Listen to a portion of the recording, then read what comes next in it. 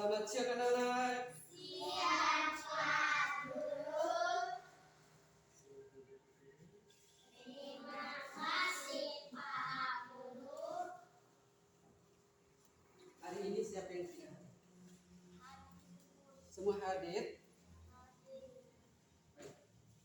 Kalau semua hadir, sekarang sebelum kita mulai pelajaran, kita berdiri. Kita berdoa kepada Tuhan. Anak-anak Katolik? Siap. Anak-anak Katolik? Anak-anak Katolik? Siap. Katolik.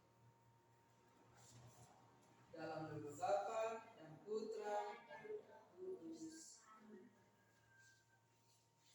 Ya Tuhan, hari ini kami akan mempelajari kehidupan Yohanes Pembaptis. Bantulah kami agar dapat memahami hal-hal yang dilakukannya untuk mempersiapkan kedatangannya dan mempersiapkan diri untuk menyambut kehadirannya. Terangilah pula pikiran dan hati kami untuk mengikuti teladan Yohanes Pembaptis sebagai pewarta kebenaran demi pertobatan orang berdosa. Demi Kristus Tuhan yang bertakhta dalam kemuliaan ini dan sepanjang segala masa. Amin. Dalam nama Bapa dan Putra dan Roh Kudus. Silakan. Terima kasih Pak Guru. Baik, sebelum kita membuka pelajaran pada kesempatan ini, Pak Guru tanya dulu, siapa masih ingat pelajaran kali lalu? Tentang apa pelajaran kali lalu? Saya. Pertemuan yang kedua, saya mampu membedakan yang baik dan yang buruk. Berarti anak-anak sudah lupa setelah pelajaran 3 belajar kembali. Dan hari ini kita mulai dengan pelajaran yang baru, materi yang baru, yaitu tentang Yohanes Pembaptis. Tentang apa? Yohanes Pembaptis. Dan tujuan pembelajaran hari ini, yang pertama kita mau belajar tentang arti daripada tobat. Yang kedua, peristiwa Yohanes mewartakan pertobatan di Sungai Yordan. Dan yang ketiga, peneladan Yohanes Pembaptis. Dan yang keempat, memberikan contoh pertobatan. Coba perhatikan di layar. Di situ gambar yang paling atas itu gambar siapa? Tuhan. Ya? Tuhan. Gambar Tuhan siapa? Tuhan Yesus. Yesus. Kemudian ini di bawah sini ada sebuah gambar seorang perempuan.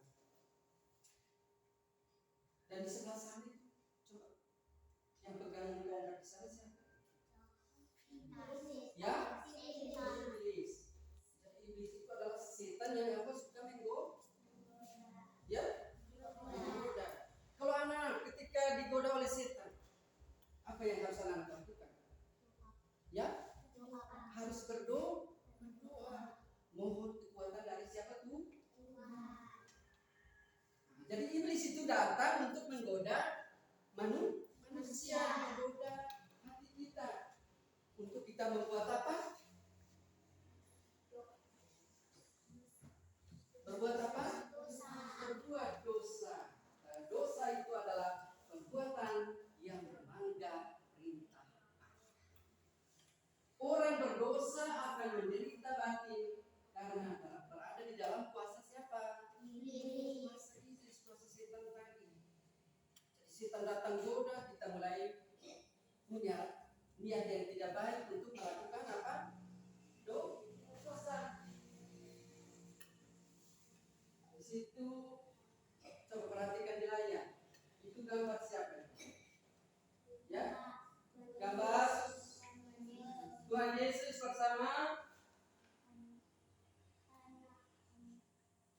orang yang berdosa. Tuhan, orang berdosa ini datang kepada Yesus untuk mohon ampun supaya dosanya diampuni.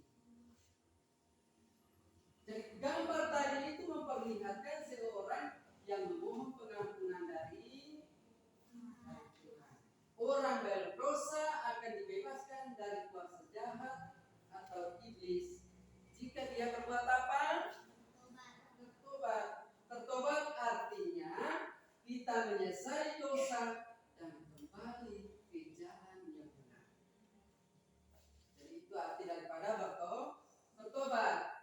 Dan di dalam kisah Yohanes Pembaptis terdapat pada Injil Lukas bab 3 ayat, seharusnya di sana ada sedikit kesalahan, ayat 3 sampai dengan 18.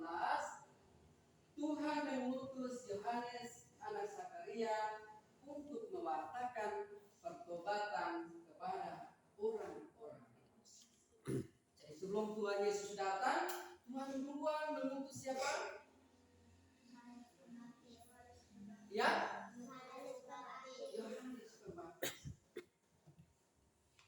Lalu pergilah Yohanes ke seluruh daerah Sungai Yordan menyampaikan berita dari Allah.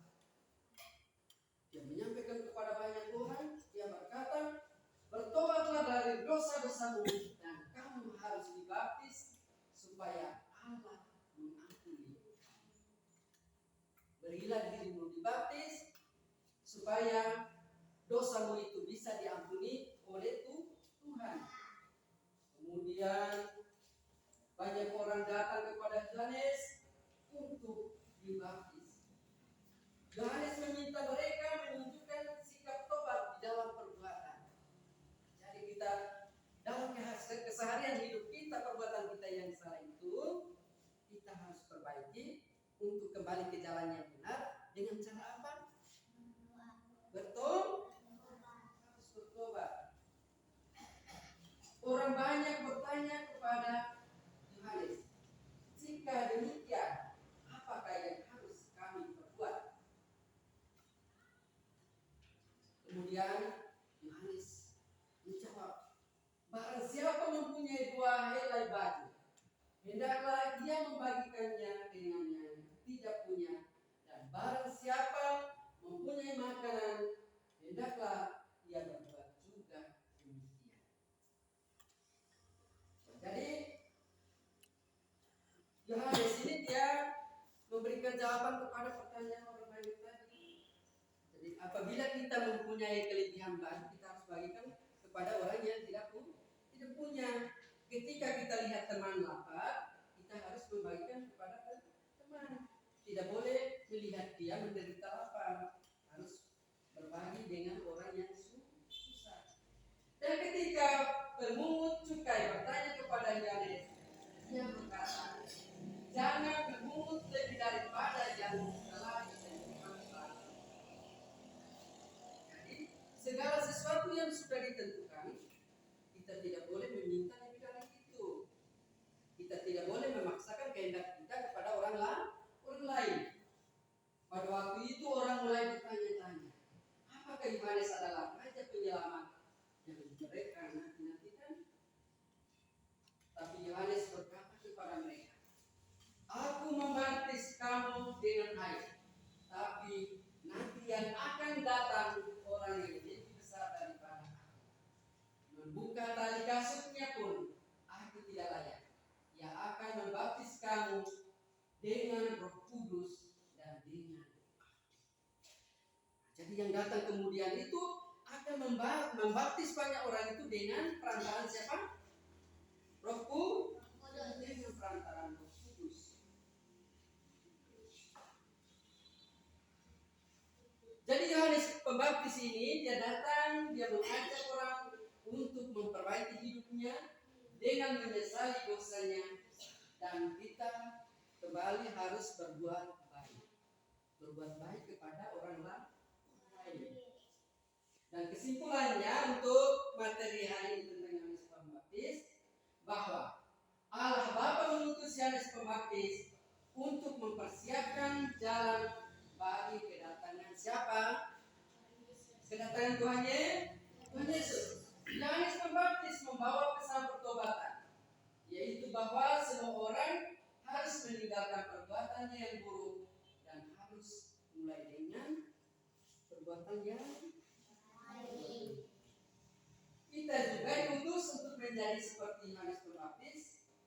Misalnya di sekolah, di rumah, atau di mana saja kita berada, kita harus mengajak teman, mengajak orang lain untuk berani mengakui kesalahannya dan mengajaknya untuk berbuat yang baik.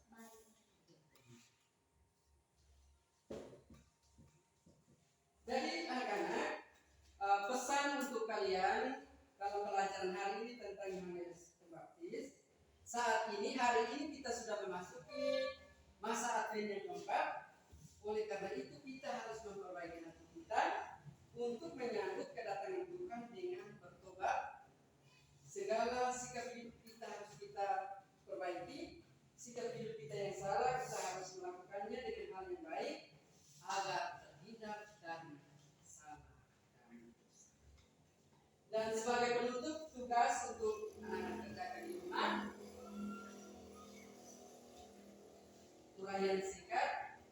Jadi ada 2 soal yang harus kita kerjakan di rumah. Yang pertama, jelaskan arti bertobat. Yang kedua, jelaskanlah siapa Yohanes Pembaptis itu. 2 pertanyaan ini ditulis, kemudian sampai di rumah baru dikerjakan. Dalam pertemuan berikut, tugas ini dikumpulkan untuk diperiksa oleh Pak Guru. Dengan demikian, pelajaran kita tentang Yohanes Pembaptis cukup sampai di sini. Mari kita semua bangkit berdiri. Kita tutup pelajaran ini dengan doa.